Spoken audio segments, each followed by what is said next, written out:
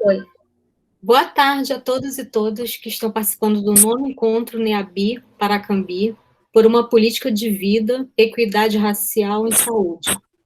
Estamos aqui dando continuidade ao nosso evento, onde teremos a roda de conversa Como turbinar o seu prato, legado da cultura alimentar indígena e negra no enfrentamento da insegurança alimentar. Eu sou a professora Andréa Grácio, de Biologia, do campus Paracambi, e aqui temos a nossa convidada, a nutricionista Angelita dos Santos Nascimento, que tem especialização em gestão materno-infantil pela ENSP Fiocruz, é militante da União de Negros pela Igualdade, o Negro, e integrante do Conselho Nacional de Segurança Alimentar e Nutricional, CONSEA. Também é educadora popular pela Escola Politécnica Joaquim Venâncio, no EdPop SUS. Sejam bem-vindos, aproveitem essa roda de conversa, vamos aprender todos juntos, e estou muito grata por essa oportunidade e por você ter aceitado, Angelita, esse convite com tanto carinho, tá? Oi, A palavra é sua agora. Tá dando para ouvir direitinho? Tá, né? Então, Andréia, muito obrigada a você, Andréa Grácio, Joyce, pelo convite, né? Joyce Rocha, professora. Agradeço também a Elizabeth Dias, que é uma nutricionista amiga minha e amiga da Joyce, de barriga, como ela diz, que intermediou nosso encontro. E, sendo assim, eu agradeço ao NEABI, o IFRJ, né, nesse campus Paracambi, e ao COEX, que é uma coordenação especializada de extensão, né? Então, são locais importantes que eu acho que a gente tem que agradecer e pessoas importantes que estão nesses locais. Então, a princípio, né, eu peço licença aos povos e etnias nativos e ex-escravizados e ainda escravizados, né, que antes da colonização, durante a escravização, nos forneceram tantos conhecimentos e que hoje a gente pode disponibilizar, né, para a nutrição, para a alimentação de todo mundo. Gostaria de dizer que essa temática, né, de turbinar o prato, que a gente botou para os dias de hoje, e falando um pouco do legado da cultura afro e da cultura indígena, tem todo um papel no enfrentamento da insegurança alimentar, que a gente vai falar, né, o que é insan depois um pouquinho. Antes de tudo, eu queria até dar uma pontuada aqui para não me estender, né? Que bom que estamos aqui, estamos todos juntos. Eu também estou aprendendo muitas coisas, principalmente mexer com tecnologia, né, que eu acho que a maioria é mais jovem, eu já estou no meu 56. Eu gosto muito de falar, porque eu gosto de falar para quem gosta de ouvir. Então, quem gosta de ouvir e quem gosta de me devolver em conhecimentos também. Eu sempre falei que eu amava fazer o que eu faço e alguém ainda paga por isso. Essa frase eu li uma vez e eu achei ela super impactante, né? A gente está sempre querendo ganhar dinheiro, mas nem sempre é em dinheiro que a gente recebe, às vezes é em gratidão. Né? Só o início da Andréia falando que está muito feliz por eu estar aqui, isso já é meu pagamento. Né? Espero que todos fiquem felizes. A gente andou conversando e eu queria primeiro me demonstrar nessa ancestralidade. Minha mãe era baiana, meu pai era do Rio de Janeiro. A minha mãe baiana era filha, e a minha avó materna era descendente de indígena com negros.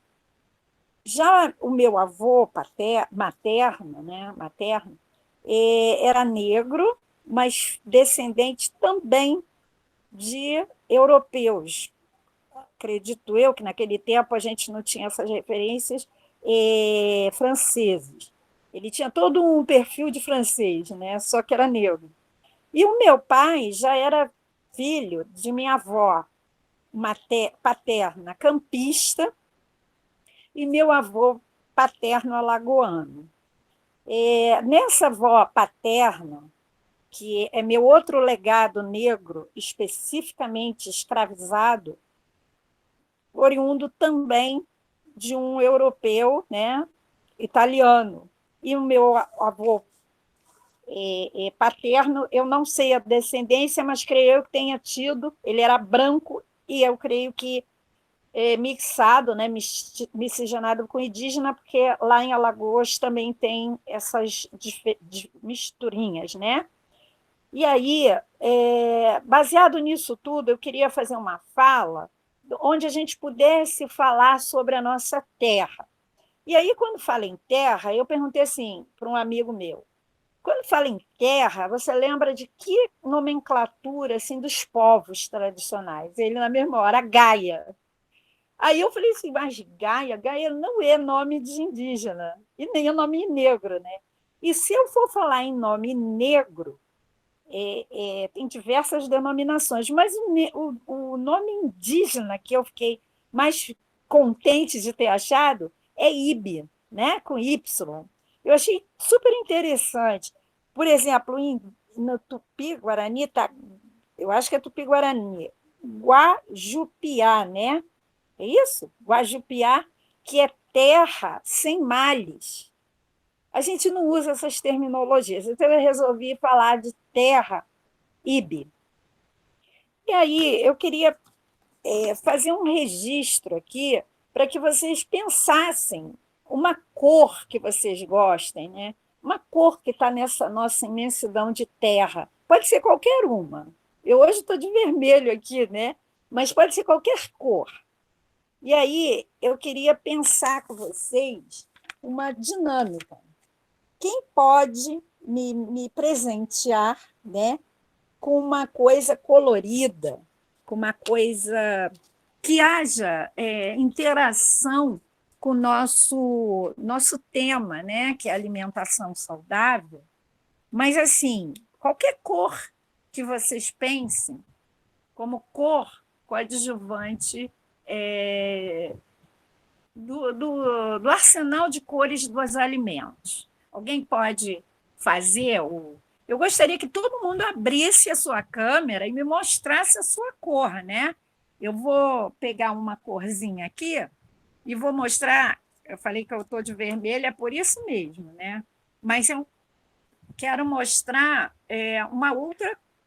de uma outra forma. Vocês podem abrir a câmera para fazer essa ginástica da cor e me mostrar qualquer cor que tenha no grupo aí, perto de vocês, um objeto, alguma coisa que lembre o alimento. Pode ser verde, amarelo, laranja, preto, branco, qualquer cor. Opa! Tem um amarelo. Amarelo, é amarelo, né? Aqui eu estou vendo amarelo. Oi, mais alguém? A gente só vai ter coisa amarela? Opa, vermelho! Apareceu um vermelho ali. A professora. Ah, verde! Olha que show! Eu não estou conseguindo ver todo mundo. Peraí, deixa eu ver se eu consigo. É porque esse negócio aqui não mostra todo mundo, né? Então, eu vou mostrar uma coisa muito interessante. Né? Eu já andei conversando com a Joyce e com a Andréia também, elas sabem. Eu aprendi uma dinâmica que a gente pode fazer exatamente isso. Ó. Aqui dá para vocês verem que cor que está? Qual é a cor? Hein? Ninguém responde? Rosa? Está parecendo rosa? Tá, o vermelho é rosa, me Parece parece, rosa. mas parece rosa. É vermelho, mas tá rosa não tem problema, é que a minha câmera acho que não está legal. Eu vou mostrar uma outra, que, aliás, vocês já fizeram alusão. Dá para ver? Dá, né? Então, eu vou passear aqui. Amarelo. Isso. Eu vou mostrar outras tonalidades, né? Deu para ver? Verde.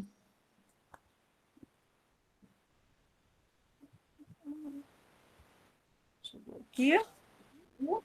Está dando para ver? Tá misturado preto e vermelho, eu acho. Preto e vermelho. Então, quando eu boto isso aqui um pouco mais longe, eu tentei fabricar um prato colorido, tá? Isso aqui é uma simbologia, né, das cores e tal. O preto aqui, né, o preto da base, o branco da base do prato, enfim, vão demonstrar cores. E aí, eu queria perguntar a vocês uma coisa. A Andréia parece que fez uma pergunta para mim. Será que a gente consegue repassar a pergunta, Andréia? Se não der, não tem problema. A gente vai. Qual seria a primeira pergunta que a gente vai fazer nesse momento? Vou projetar aqui, peraí. Não, tranquilo. Estou conversando para a gente, né? A gente vai fazer uma pergunta e eu gostaria que vocês pudessem responder.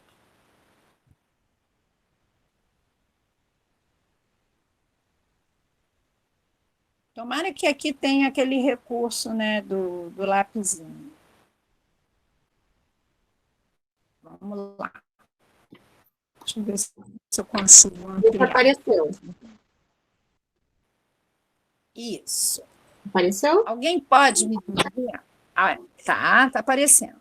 Está na telinha pequena, mas está. Eu não sei como colocar aqui, eu estou com medo de mexer e o negócio despencar aqui. Eu fico pensando aqui como que a gente pode.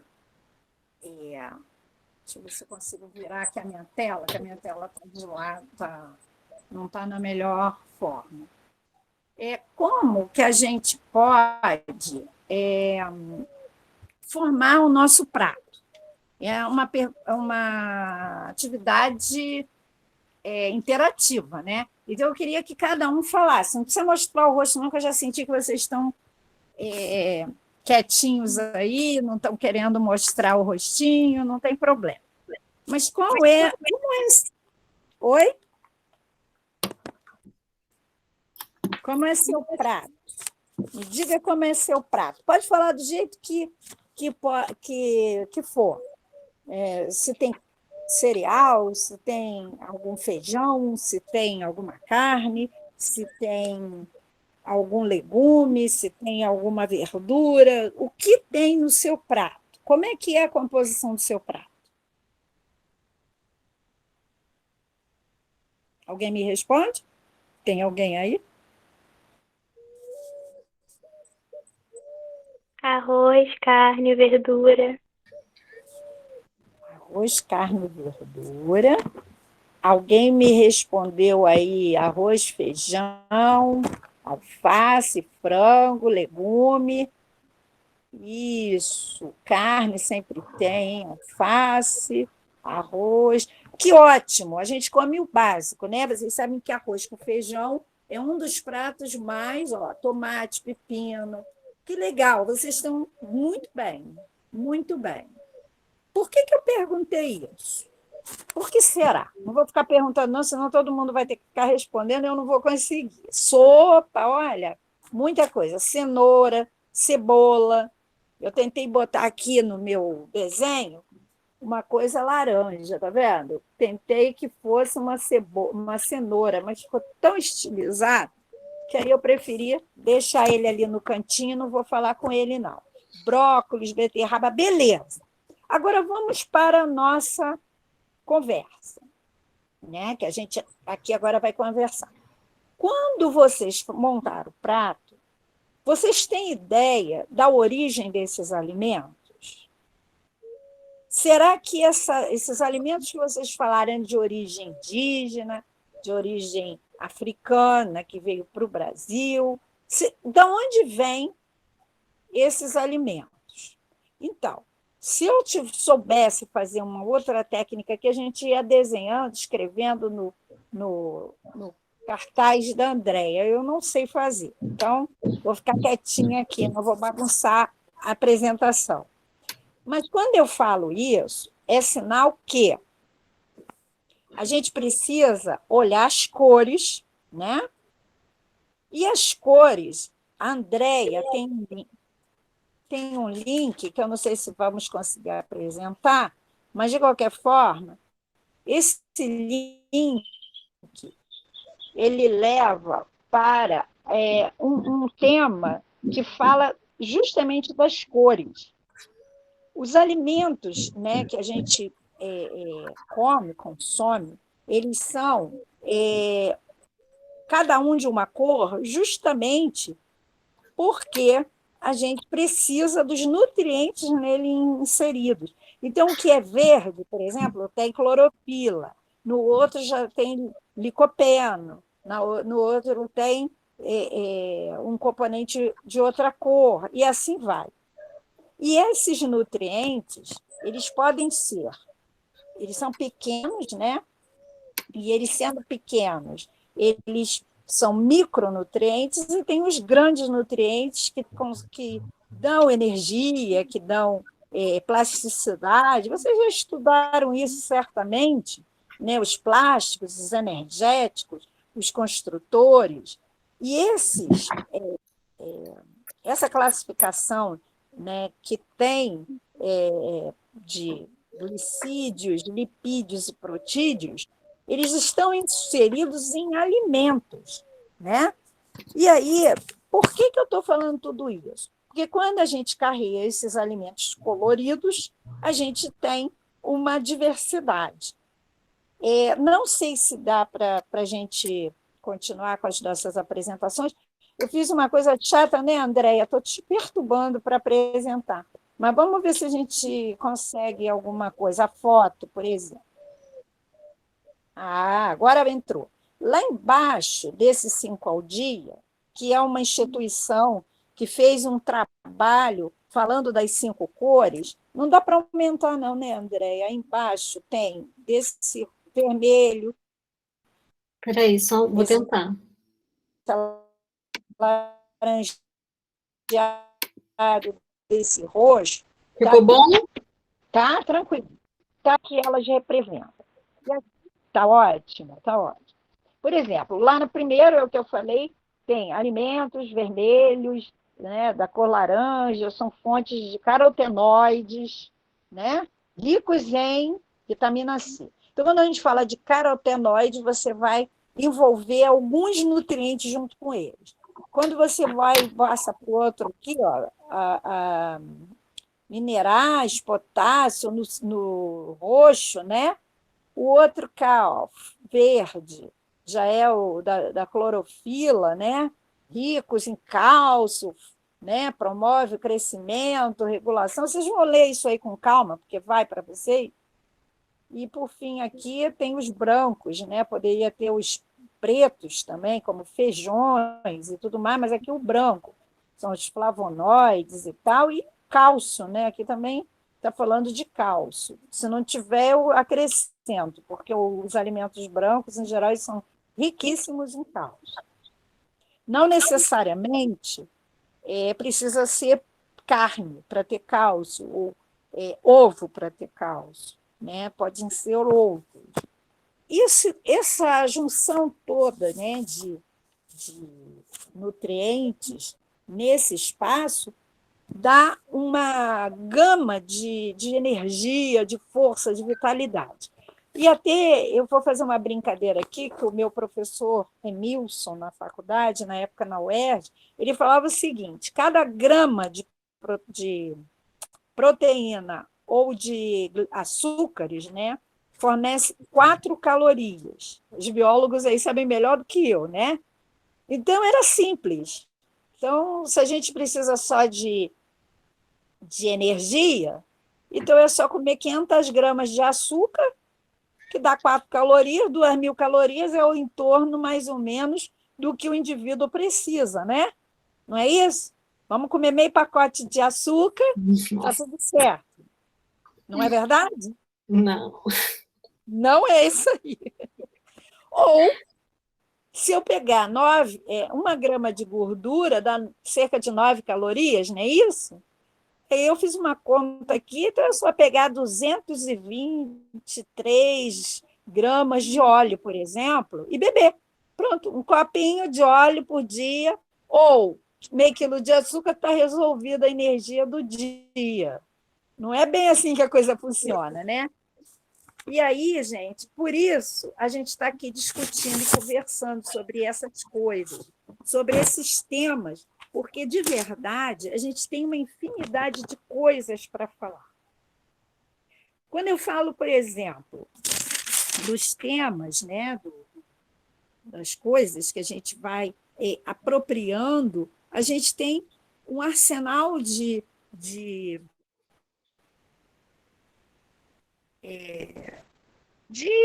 alimentos, acessos, tem origens. E aí a Andréia tinha falado para mim, né, que tinha umas plantinhas maravilhosas na casa dela. E aí eu pedi para ela fazer essa apresentação, e que na sequência a gente vai mostrar algumas coisas, né? Aqui. Dá para mostrar? Vou mostrar, peraí, estou pegando aqui. Tá, sem pressa, tranquilo.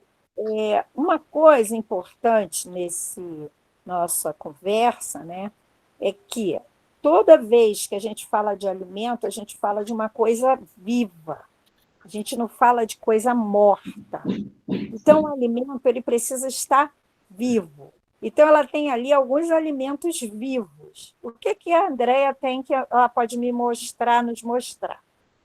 Aqui, essa planta aqui. Quem sabe o nome dessa planta? Alguém sabe? Nossa, ela está linda.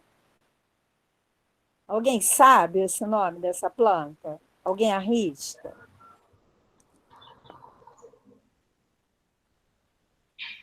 Cadê a Joyce aí? Joyce que entende planta. Cadê ela?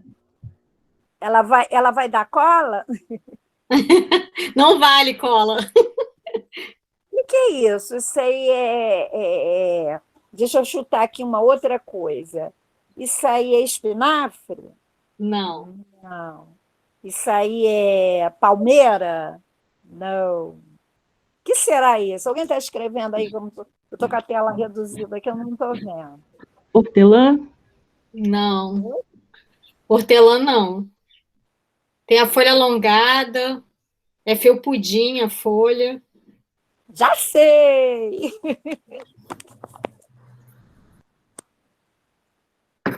Querem que eu fale? O que é?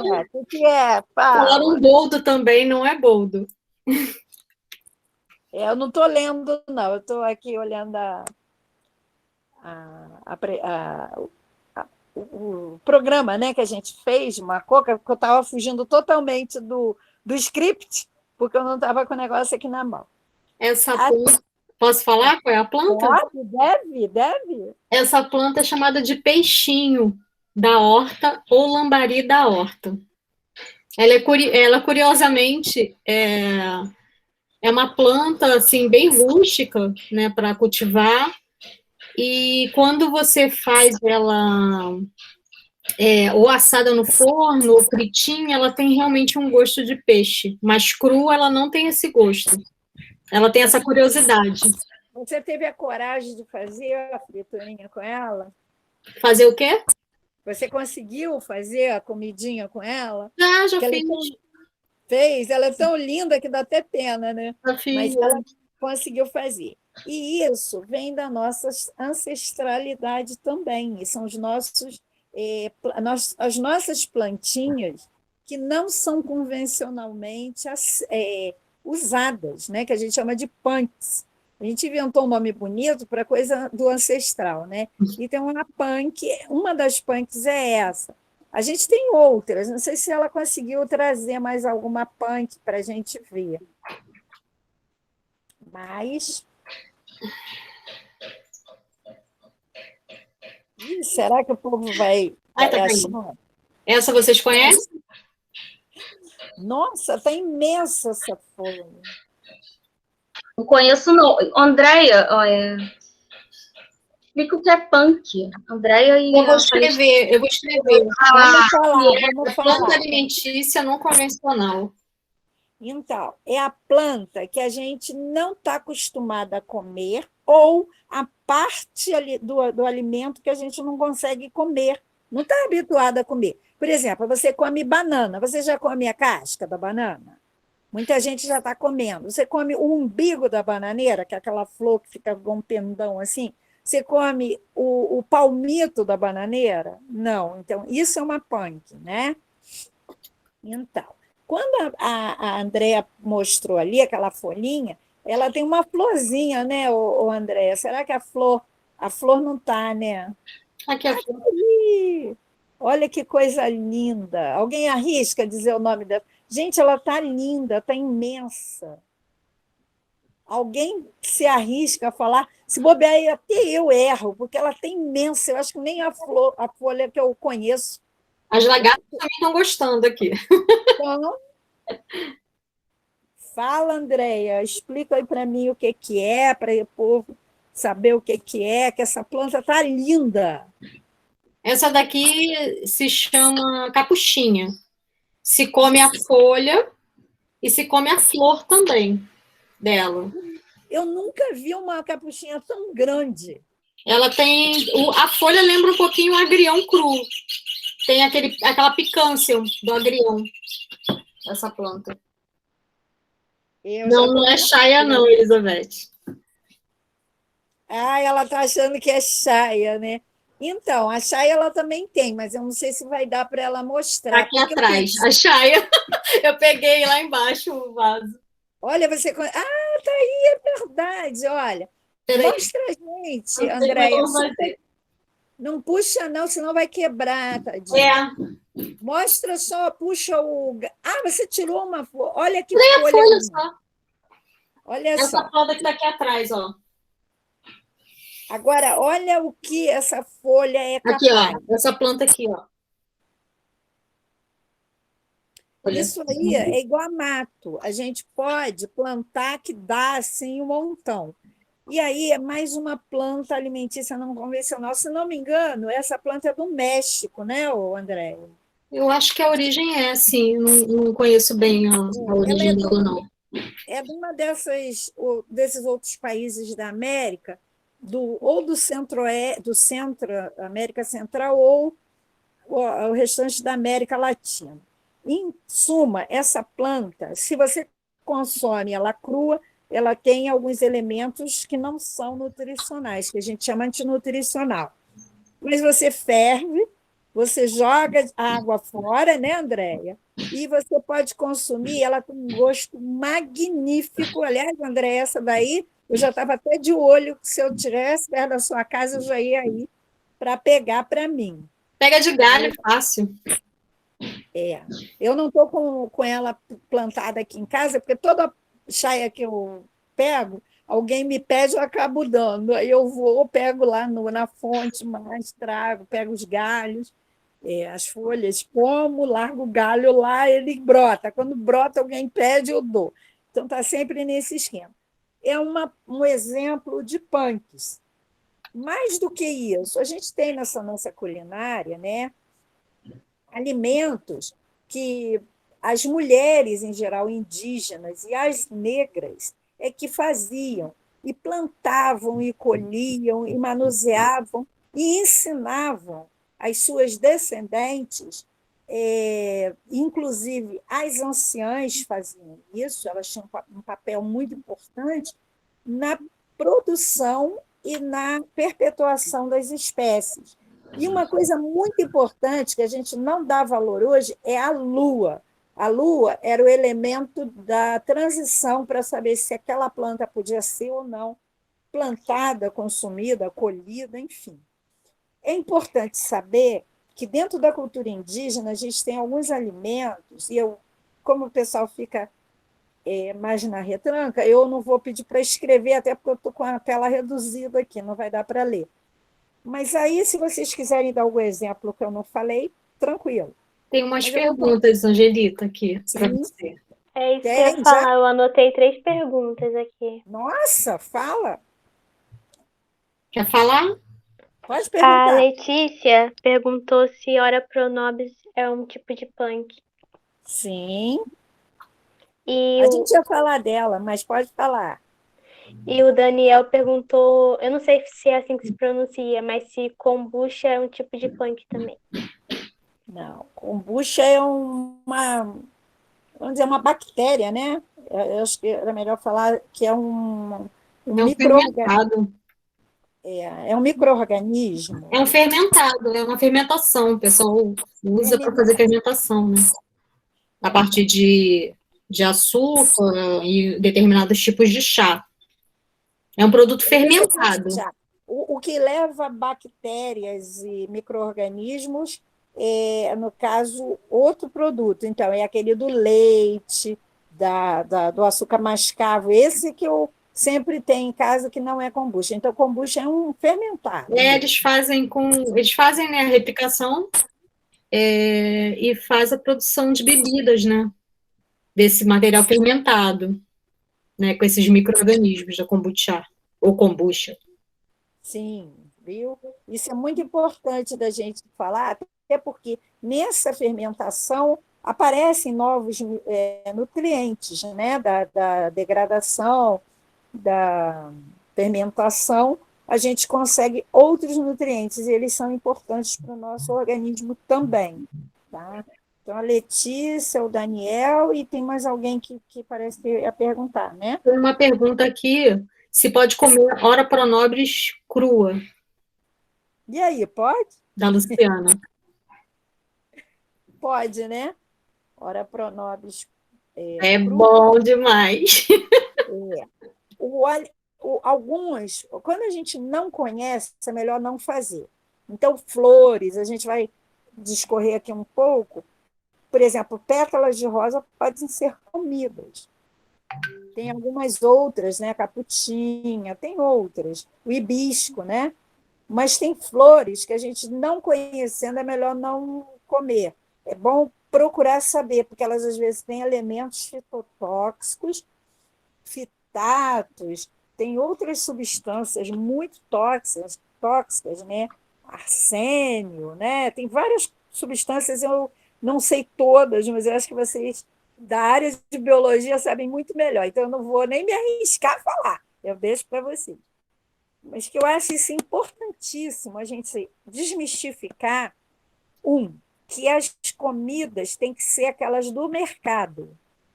A feira nos traz novas possibilidades. A outra coisa é o nosso quintal. Às vezes, plantas espontâneas nascem e as pessoas acham que aquelas plantas não são benéficas. São sim.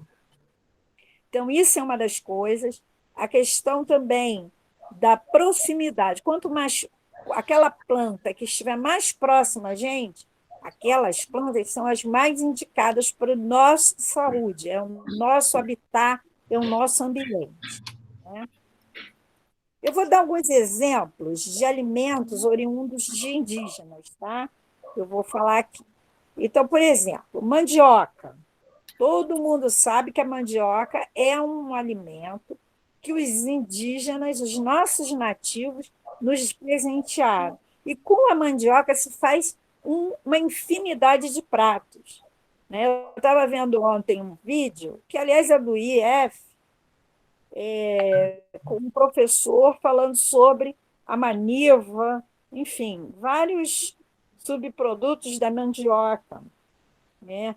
E aí, tucupi, tacacá, tem uma coisa assim da região norte de fazer pratos, né?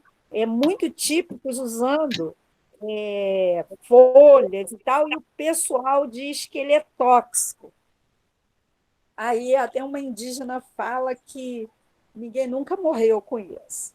Então, a gente tem que ver como é que essa toxicidade, como é que se produz esse alimento para que ele não seja tóxico. E por aí vai. A mandioca, a macaxeira, né, que é o aipim, o milho, que ele tem uma infinidade de espécies, Existem milhos de todas as cores. Era uma foto que eu podia ter pego, eu acabei esquecendo para mostrar. Depois eu posso mandar, se vocês tiverem contato com a professora, mandar algumas fotos bacanas para poder, até justificando um pouco que a minha dificuldade hoje é porque eu estou só no celular. E as minhas coisas estão no computador, né, no HD externo, e o computador está com muita dificuldade de leitura, ele não está fazendo leitura, então, em vez de ajudar, atrapalha. Né? Então, é melhor, às vezes, a gente ir conversando, né, e não... Outra coisa muito legal que eu vi, né, Consegui a foto do milho. Foi. Deixa eu aumentar aqui, porque senão eu não consigo enxergar. A gente aqui está com a...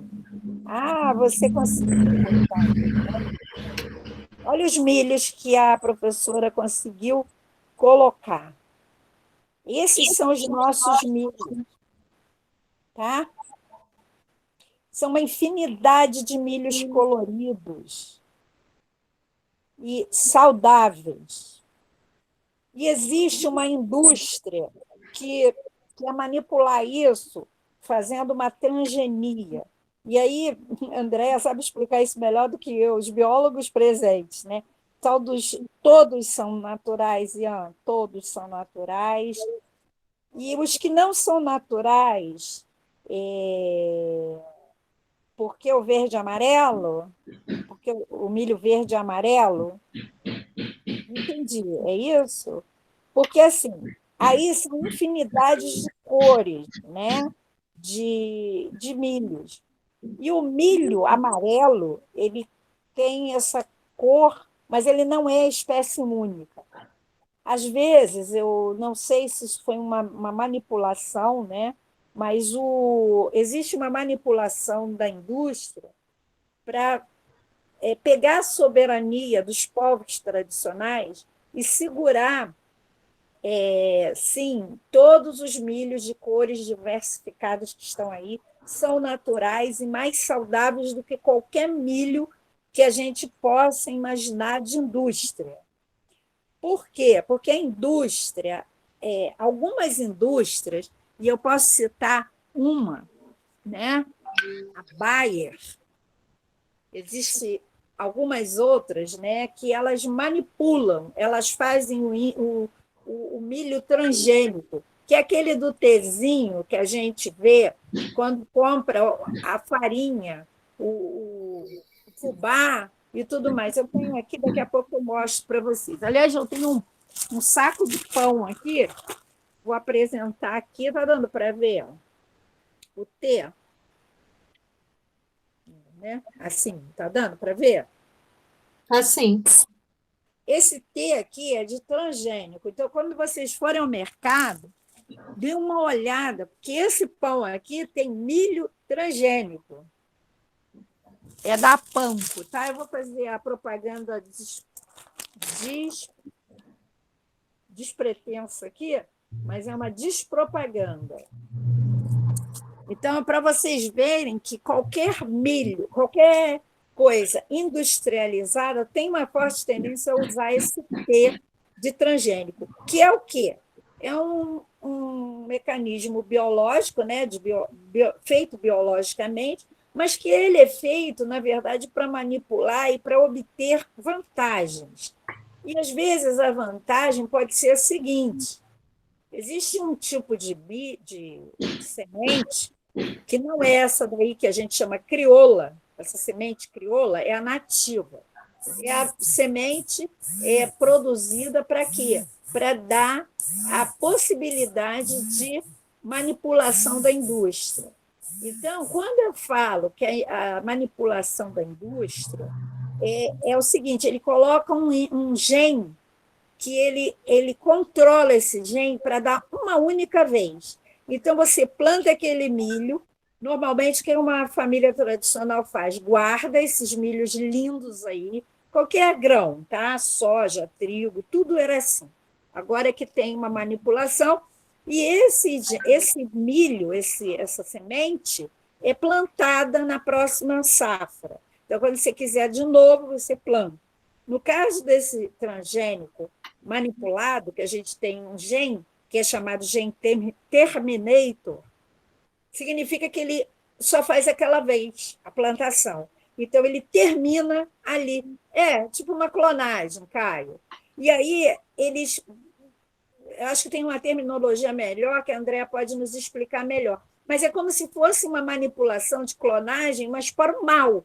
E aí ele fica com a posse da reprodução. E a coisa ruim é sempre assim, né? Se você joga isso no solo, ele contamina o solo. Então, aquele solo já está prejudicado, e aí você não vai conseguir mais plantar a sua cultura, porque aquela cultura vai virar dominante e vai matar em seguida a produção e você não consegue mais. Fora que existem incentivos fiscais, só um instantinho, vou concluir isso aí, que isso é muito importante, governamentais, votados pelas bancadas que se interessam e se aproveitam desse tipo de coisa para justamente ficar com monopólio e deixar as famílias sem o seu sustento. Pode falar, Andréia, você vai falar alguma coisa um pouco. A pergunta do Caio, né, se é um tipo de clonagem. Então, Caio, eles fazem uma modificação genética, né, desses alimentos transgênicos, inserem genes que não são próprios daquela planta, e o que acontece? A partir desse processo, essas sementes, como a Angelita estava falando, elas não conseguem produzir descendentes. Então, o agricultor, ele não adianta ele daquela semente que nasceu, da semente transgênica, ele não vai germinar mais de uma vez na próxima safra, digamos assim.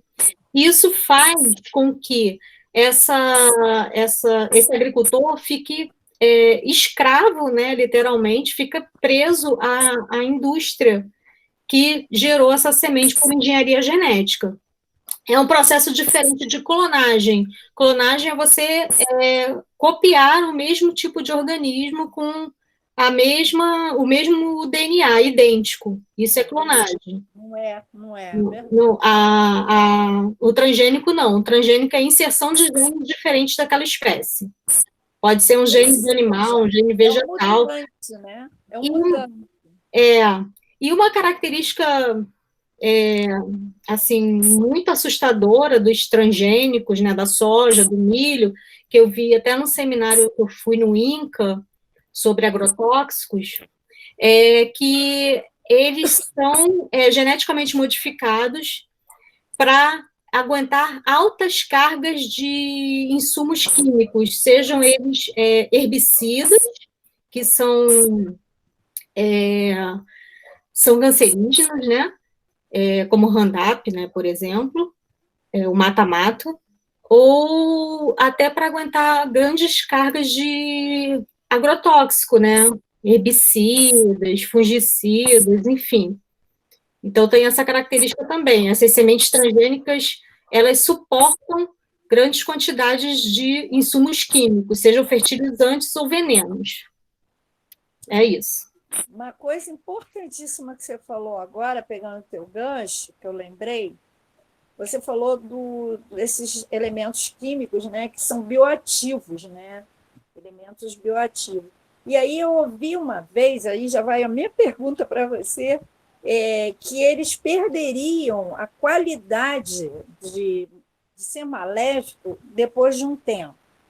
E aí eu sei que muitos desses elementos químicos da natureza fabricados são elementos de cadeia cíclica, que parecem as mais perigosas, né? Aromáticos e cíclicos. E aí eu queria até saber se isso aí poderia ser... A gente estava conversando, eu e a Joyce, outro dia, eu também fiquei com dúvida, não sei se a gente consegue resposta, mas será que esse elemento químico ele vai se transformar, vai perder sua validade como inseticida, né, que são inseticidas, herbicidas e tal, e viram outra coisa pior, né, porque ele é cancerígeno, mas cancerígeno não como mata-mata, que é esse Roundup, mas aí será que depois ele não vira uma coisa pior? porque o que estavam colocando é que os alimentos receberiam essa carga, mas até a gente consumir esse bioativo, né, esse elemento químico, esse veneno, esse agrotóxico, ele já se deteriorou e já se transformou em algo que eu, sinceramente, não sei se ainda é pior, né? De repente, ainda é pior ainda. Então, se tiver alguma informação, a gente ajuda esse raciocínio, que é uma importância monumental. É um grande risco, né? Porque, assim, a indústria de agrotóxicos, eles que fazem os testes de letalidade, DL50, DL75, DL100, que é a mortalidade, qual é a dose letal, né, para os organismos que estão sendo testados. E aí esses testes são feitos somente com um único tipo de substância, ou herbicida, ou fungicida, não é feito o conjunto de substâncias que são aplicados naquela determinada cultura.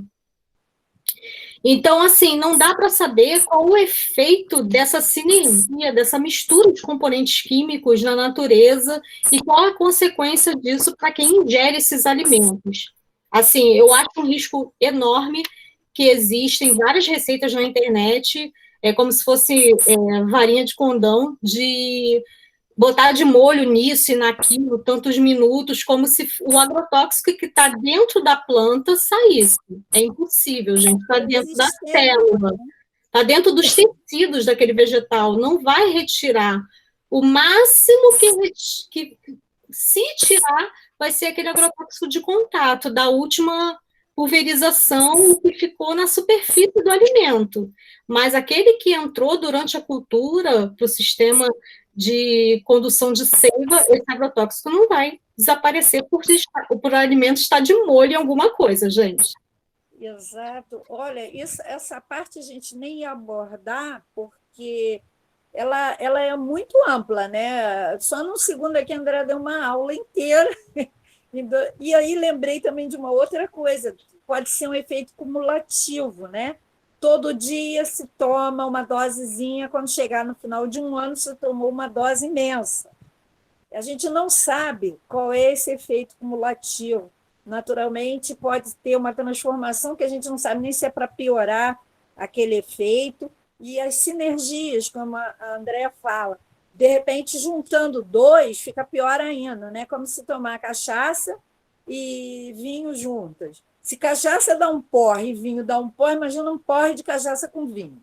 É mais ou menos isso, né?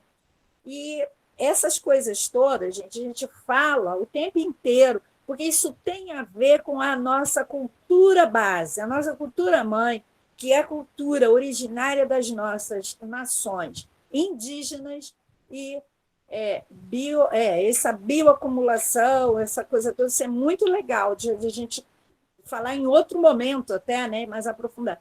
Mas isso tudo é para reforçar a tese de que as nossas culturas alimentares preservavam a alimentação saudável, a alimentação de plantio.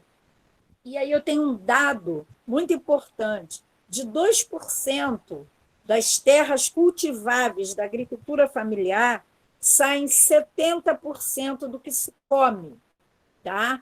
70% do que se come. Então, pensem, gente, a situação do que a gente consome está sendo produzido por tão pouca terra, enquanto que mais de 60% das terras que são dos grandes latifundiários, elas não produzem efetivamente nada para a nossa alimentação. Elas produzem gado, soja, trigo e exportam. Ou seja, não serve para matar a nossa fome. Isso é muito importante, tá? Eu preciso dizer isso, porque isso faz parte da alusão ao nosso trabalho de, vamos dizer assim, garantir, né, a presença dos povos indígenas tradicionais, os agricultores, os povos camponeses, no seu ofício de trabalho, no seu ofício de produção de alimentos.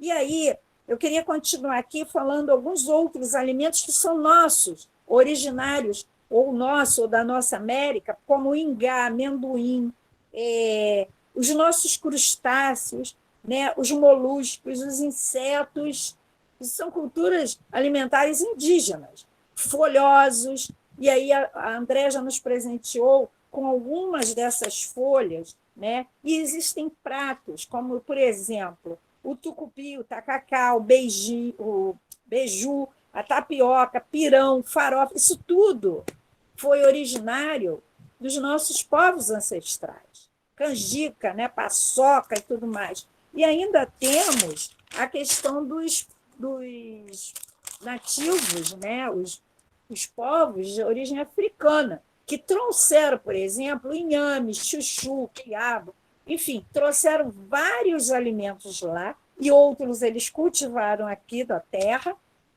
O dendê, por exemplo, que foi exportado, né, para a África, e pimentas, café, que era de origem etíope, trouxe para cá.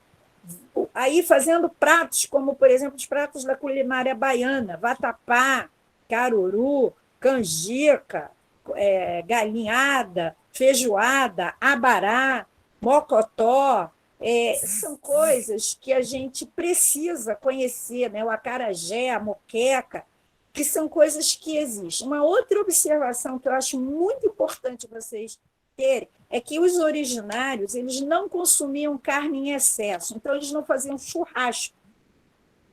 O que eles mais consumiam era um pescado.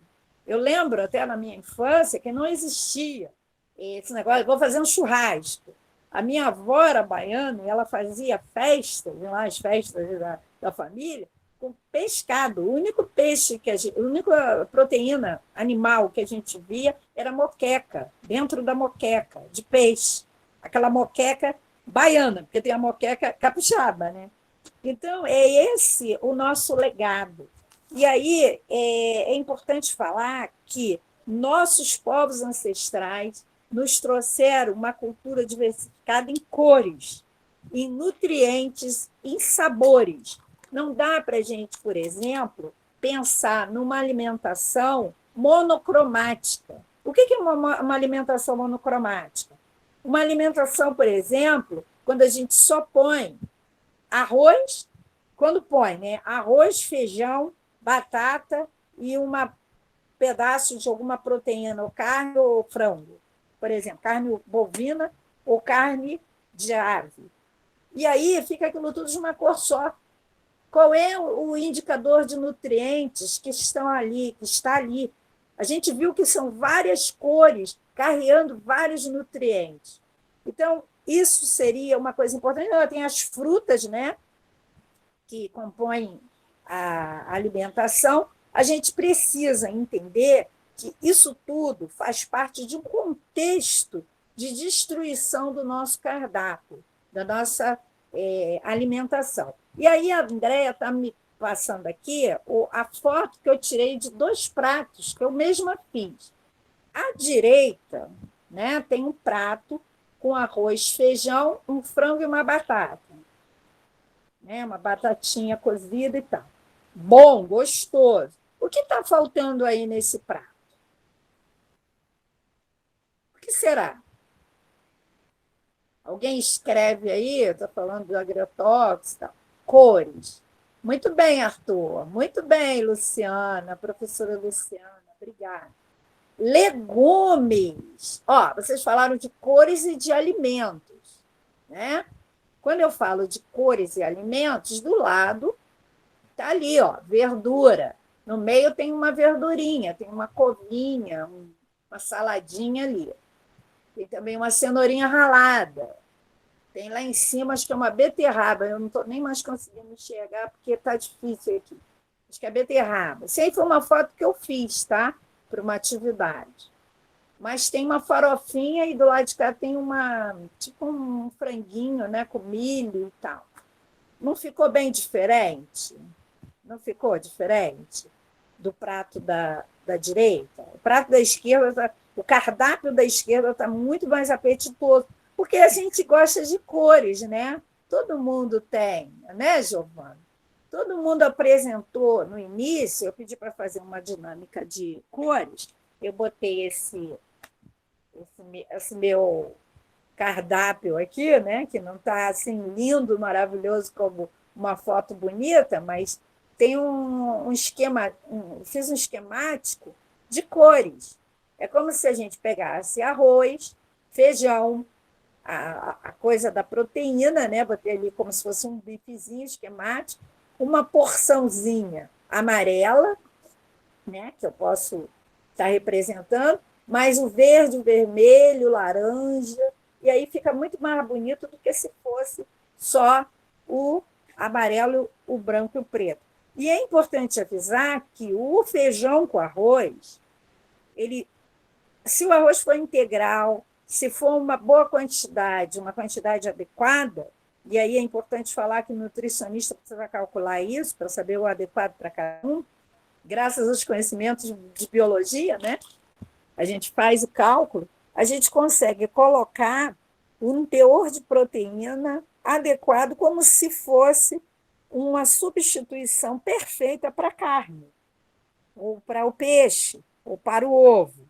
Por isso que muitos veganos restritos sofrem com hipossuficiência de vitamina do complexo B, porque as carnes elas detêm algumas vitaminas específicas. E aí, eu não gosto de ficar falando só daquele nutriente específico, mas isso é importante para lembrar que para a gente fazer uma substituição adequada, a gente precisa atentar para o que é necessário para a substituição. Isso compõe uma orientação nutricional a partir de um profissional adequado.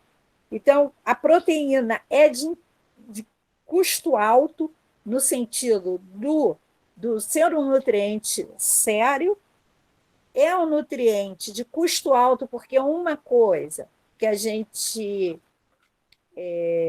Depois lê para mim essa pergunta, André, que eu não consegui pescar aqui, não vai dar para eu falar imediatamente, tá? Deixa eu só concluir essa frase.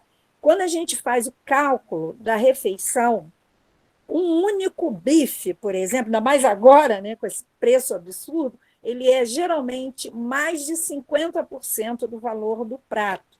Ou seja, se o cardápio vai custar R$ 10, no mínimo R$ 5 vai ser do bife. E aí compondo, né, o bife, a mão de obra, os temperos e tudo mais. E o restante é composto dos vegetais. Então, vocês veem que a carne, em geral, ela é muito mais cara.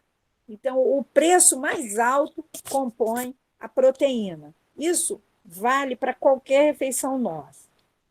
E também, mais de 50% desse nosso cardápio é, em geral, calórico. Né? É a caloria oriunda do carboidrato. Só que o carboidrato ele não pode ser extinguido da nossa alimentação, porque nosso cérebro só funciona por meio de alimentação com carboidrato. Se você começar a tirar o carboidrato, isso é um processo químico, né? Bioquímico, você vai começar a fabricar muito corpos cetônicos, você vai começar a fabricar substâncias ruins, metabólitos, né? Substâncias do metabolismo ruins para o seu próprio sangue. E aí se vai, que é mais ou menos a lógica da diabetes, né? O indivíduo até tem glicose, mas a célula não reconhece essa glicose, porque ela não está dentro da célula, ela está no sangue. E aí, com isso, faltando a insulina, né, aquele processo todo, o indivíduo consegue ficar fazendo degradação do organismo ou comendo mais coisa, porque sente fome,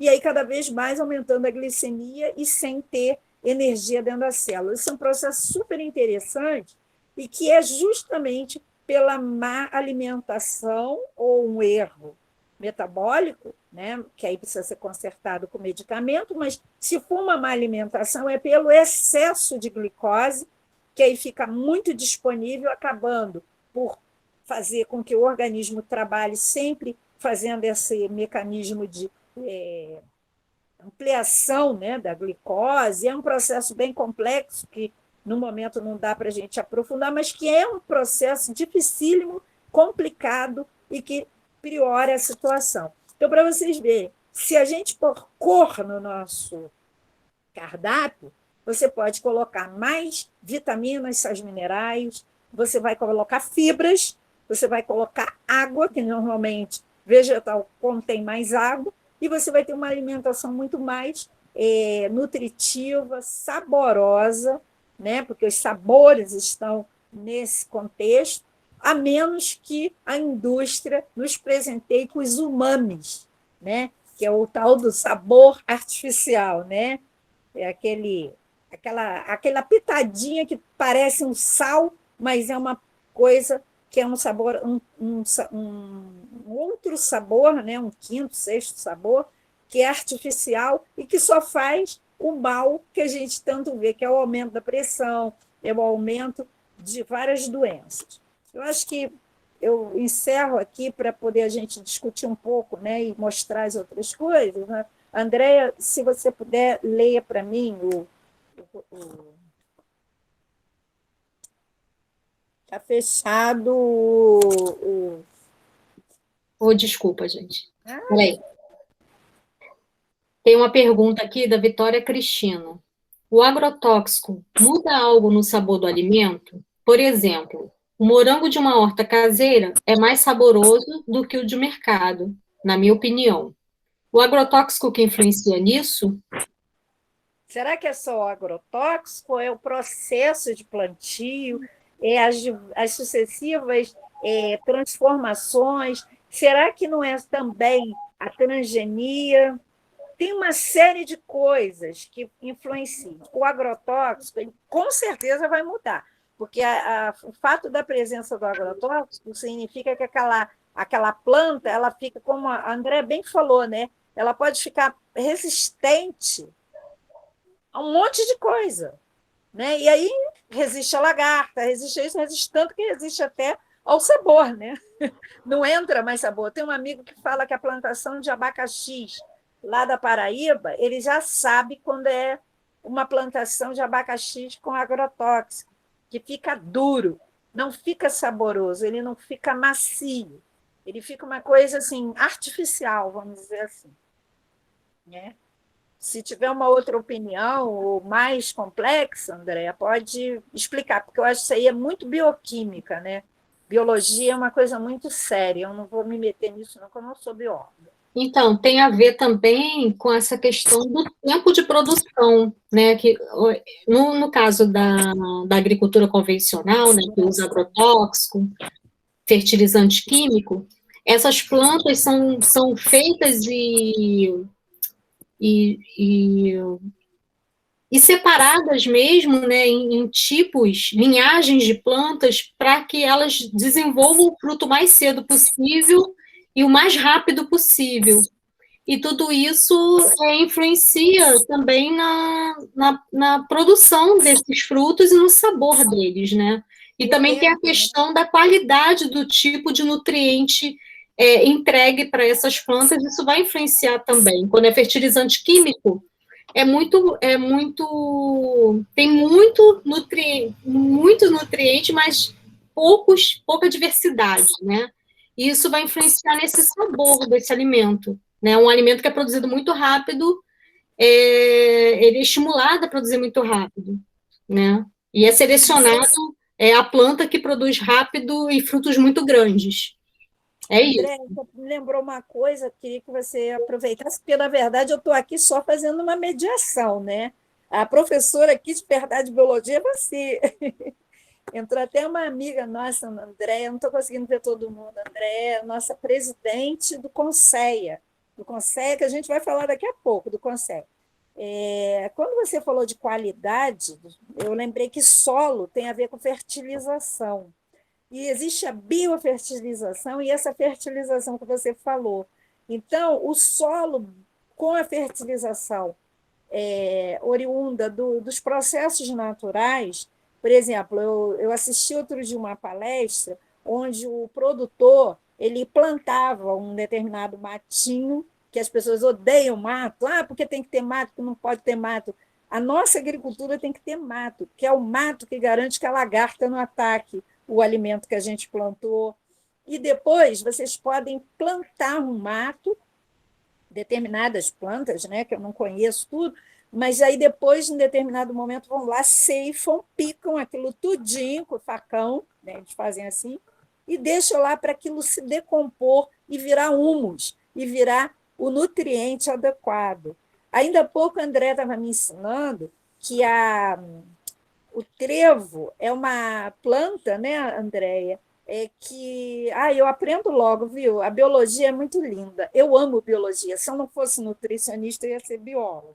E aí eu ia competir com vocês, porque eu gosto. Mas o trevo é uma planta indicadora de solo ácido. Aí, se você pegar um trevinho e morder, você sente que ele é um pouquinho, né? Ele não é doce, ele é acidificado, assim, ele tem um picantezinho. Então, isso é importantíssimo, gente, que a gente pode ter um solo mais ácido, menos ácido, né? Mais alcalino, e isso também define esse estágio nutricional da planta, essa qualidade, essa maturação. É muito importante. Por exemplo, tem plantas que eu planto e não crescem. Eu queria ter uma consultoria com vocês, biólogos, para me ensinar o que eu faço, porque tem planta ornamental e tudo que morre. Eu acho que é o solo que eu não estou fazendo direito. Então, assim, é uma alquimia isso aí. Bom, Temos mais 2 perguntas, Angelito. acho que já está até no tempo de eu parar de falar. Vamos lá. Giovana, li em algum lugar que uma folha de couve tem mais proteína que um pedaço grande de carne e mais cálcio que um copo de leite. É verdade? Então, vamos lá, vamos desmistificar um pouquinho. Existe uma tabela que se chama Tabela de Composição Química dos Alimentos.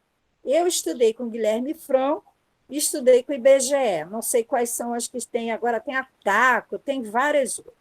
Eu acho que isso aí é disponível na internet. Dá para a gente ir lá e olhar.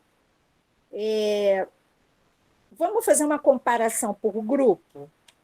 Vamos supor que eu pegue o grupo das carnes, todas as carne, todo alimento animal, né? Carne,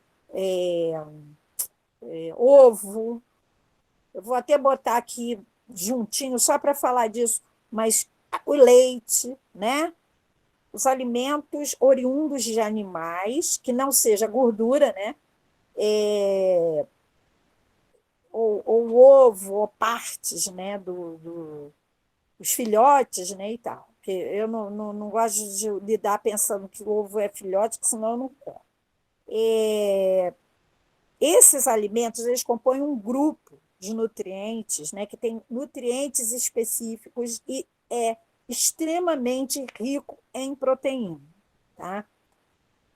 Para complementar, para a gente ter os aminoácidos essenciais que a gente precisa para formar nossos tecidos, o nosso cabelo, as nossas unhas, que às vezes ficam quebradiças e as pessoas não sabem, você tem que substituir essa carne por algo extremamente, como é que eu vou dizer, nutritivo. É um componente proteico. Um componente proteico à altura são os cereais, mas não os cereais sozinhos, cereais juntos com os leguminosos. Se eu estou falando isso para nutricionista é fácil, para biólogo deve ser também, obviamente, fácil. Para outras pessoas, eu vou falar que cereais são todos aqueles arroz, trigo, né? Milho, né? Cevada, centeio, isso é cereal. E quando eu falo de leguminosos, são os feijões, tudo que você substitui como feijão. Feijão, lentilha, né? Ervilha, milho, amendoim. Então, uma boa junção de proteína seria oriunda dessa combinação. Então, o prato, arroz com feijão, que eu já tinha citado, ele é perfeito. Milho, pipoca com amendoim também é bom, né? Está junto. Um cereal e um leguminoso. Agora, as verduras, os legumes, as frutas, elas não são ricas em proteínas. Elas podem até ter traços, ter uma quantidade. E aí, o que a gente vê, por exemplo, com a Pronobis, você falou de couve e outras coisas mais, é que elas têm alguns traços e contêm exatamente aqueles nutrientes complementares, sabe? Que eu falei, vitaminas, sais minerais, água, fibras. Esses alimentos, eles precisam estar na nossa dieta. E aí, sabe que modismo o pessoal inventa? A dieta da couve, depois a dieta da água, depois a dieta do limão, depois a dieta do sol, e daqui a pouco a gente já está fazendo até fotossíntese. Não, nós não temos aquela enzima que digere celulose, que digere o elemento vegetal a ponto dele se transformar em proteína. Porque se a gente tivesse a enzima que transforma, a gente seria como o elefante, que só come ervas. Seria como outros animais que só comem ervas. Porque a vaca daquele tamanho só come erva. E ela produz carne, né? Tanto que o músculo dela é fortíssimo. Só que esse músculo, essa musculatura, eles têm uma ruminância que como é que eu vou falar? Que propicia essa digestão.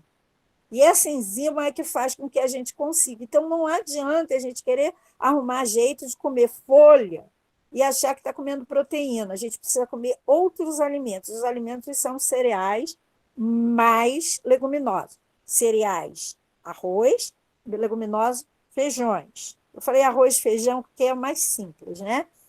Em boa quantidade, com acompanhamento nutricional, com uma avaliação nutricional, porque a gente vai fazer uma avaliação de acordo com a pessoa, né?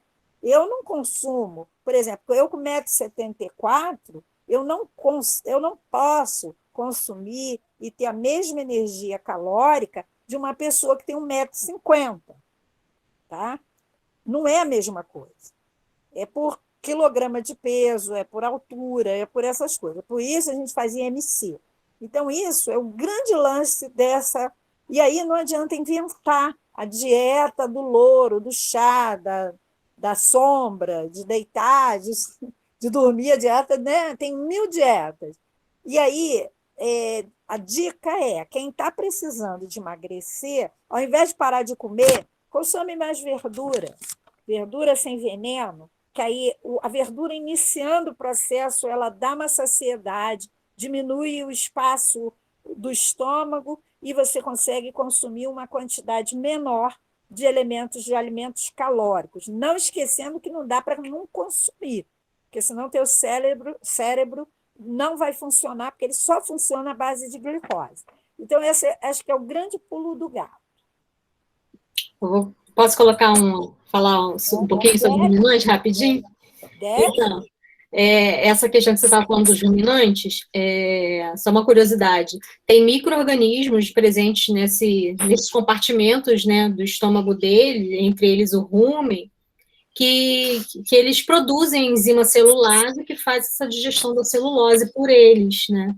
Se eles não tiverem esses micro-organismos para fazer, né, protozoários e bactérias, eles não conseguem fazer a digestão da vegetação que eles se alimentam. É só uma curiosidade. Eu vou fazer. Quer dizer, se der antibiótico para o ruminante, ele também vai ficar sem os micro-organismos e não vai conseguir fazer essas coisas aí de tratamento de antibiótico para tudo, né?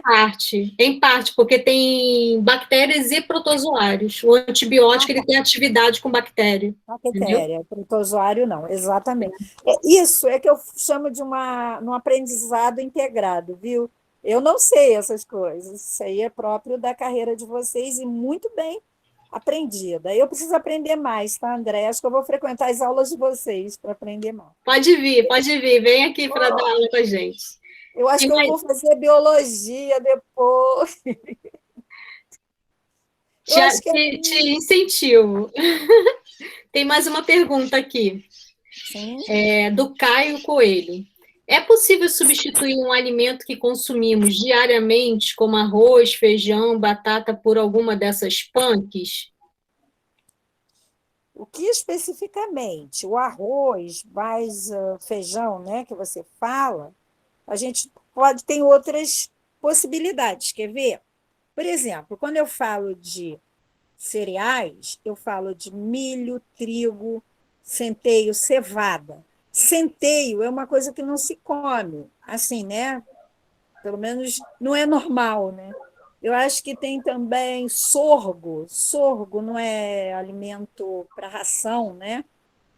Pode ser. A gente pode pegar uma punk, sorgo, vou fazer um cardápio agora, mais um feijão de guando, um guando, né? Por exemplo. Eu não sei se fica gostoso, não, tá? Aí tem que entrar a gastronomia no meio. Mas eu estou pensando numa possibilidade de juntar, como eu falei, pipoca e amendoim. E aí a gente pode pensar em todas as nossas refeições. Existem pessoas que fazem leite de, de vegetais, né? Já me falaram e me chamaram a atenção. Ai, que bom que você gosta de guandubê. É comida portuguesa, se não me engano, né? E aí é muito bom Eu mesmo. gosto. Eu gosto com franguinho, tá? Não sei se você gosta assim. Não, mas eu não como eu gosto da semente verde, mas eu cozinho ele, tá? Não é cru, Não, não. mas cozido É, com frango é o que eu mais gosto. O cardápio, né? Eu como ainda carne. Eu ainda vou viver de fotossíntese. Estou brincando. Todo mundo gosta, a Renatinha também gosta. Renata. É, eu ia falar, por exemplo, quando você junta, né, no seu de jejum, esses dois componentes, cereal e leguminoso, você já está dando um aporte proteico já desde manhã, no lanche, no almoço, naquele intervalozinho que a gente chama colação. Se você botar no lanche, e se você não jantar, porque a maioria agora não está jantando, que é uma pena, mas se não jantar e comer também uma associação, você já está dando, em pequenas quantidades, a proteína do dia. Não precisa botar uma montoeira de arroz com feijão na hora do almoço para consumir, até porque não vai ser aproveitado tudo, né? Nosso organismo é bem seletivo. Você consome uma parte, outra parte é eliminada ou é transformada em outra coisa. Não adianta consumir tudo uma vez. É importante fazer isso aos poucos. A outra coisa que eu queria falar é essa composição de um cereal com leguminoso não leva só proteína, leva vitaminas e sais minerais, como eu falei, leva fibra, água e uma série de outras coisas que vai limpando, que vai harmonizando o trato digestivo. Importante falar, já que eu estou com essa falação toda na boca, né, que nosso intestino ele mede mais de 9 metros, né, cerca de 9 metros. E o intestino de um carnívoro, por exemplo, um gato, um leão, um animal carnívoro, ele mede o tamanho do corpo dele. Isso significa que aquela carne que entra pela boca, ela percorre rapidamente o seu intestino, né, o intestino do animal, e é eliminada sem estragar dentro do organismo, né, sem ficar dias. Porque se você largar um bife em cima de uma mesa de um dia para o outro, você vai ver que aquilo ali não vai ficar legal no dia seguinte. Já começa a transformação, não precisa nem ter mosca para pousar e botar larvas, mas só o fato de ficar ali já vai começando a deteriorar a própria flora bacteriana, vai começar a transformar aquilo e, obviamente, no final de 2, 3 dias, aquilo não vai ter a mesma composição, o que acontece normalmente no nosso intestino. A gente não consome um alimento de manhã e esse alimento sai no decorrer de 24 horas. Ele leva, às vezes, dias. Né? Vocês façam experiências, por exemplo, com beterraba. Você come beterraba, aquelas fezes coloridas, elas não saem no mesmo dia.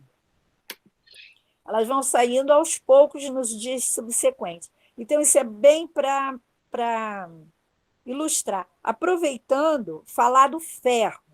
Já que eu estou falando dessas coisas, o ferro que a gente consome no alimento é um ferro que precisa de acidez para ser absorvido.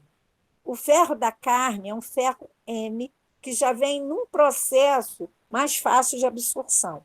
Quando a pessoa tem essas anemias graves, profundas, eu não estou falando da anemia falciforme, que é uma outra característica, a gente cuida de outra forma. Sim, já estou finalizando.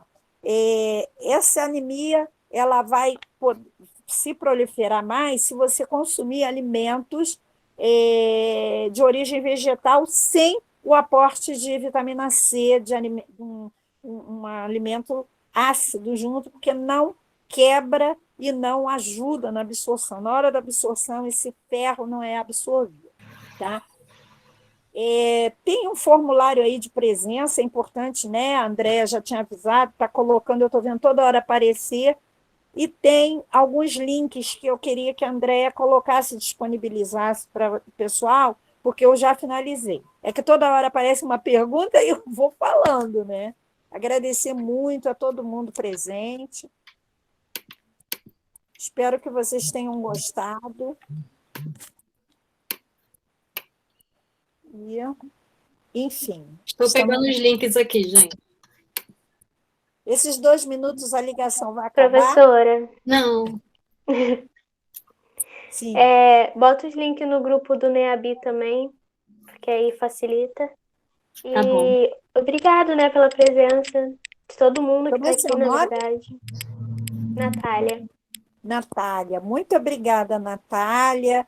E todos os demais, que eu não estou conseguindo ver todo mundo, agradecer aí o convite, né? Volto a falar. É importante esse coisa. E aí tem um linkzinho do Conceia, né? Dos 2 vídeos do Conceia. Acho que seria interessante a gente colocar para falar que o Conceia é o nosso mecanismo de defesa das destruições que estão a caminho aí, se possível colocar, para a gente finalizar.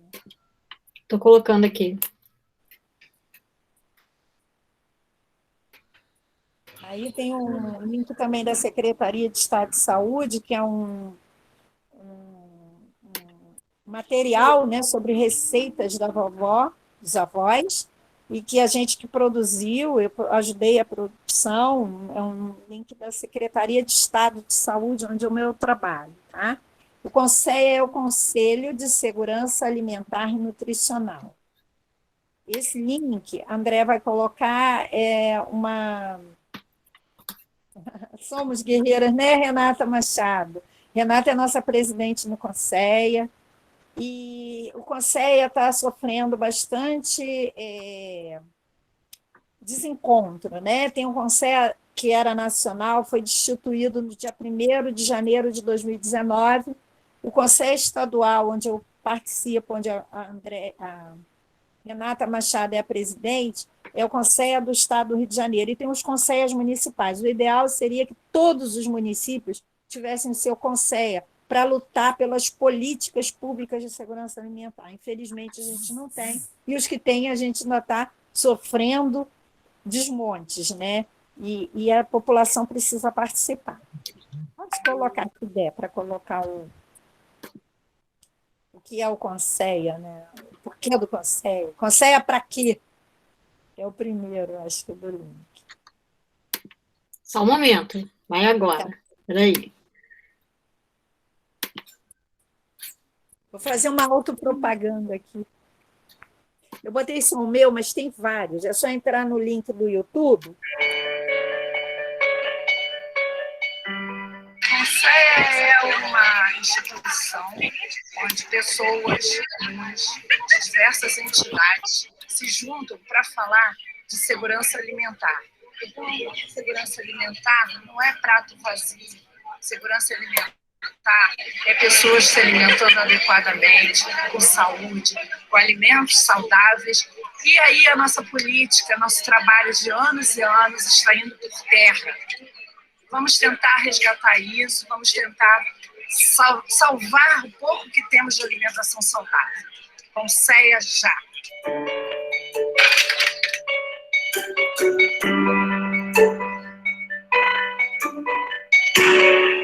Banquetaço, a Renata quer falar?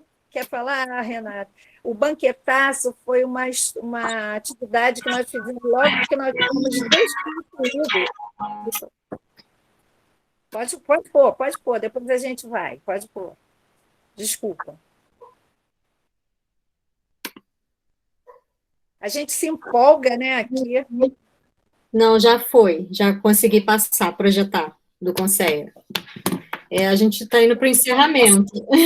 O outro link vocês assistam, que é o Conceia, é uma política e aí a explicação. A gente precisa fortalecer os Conceias.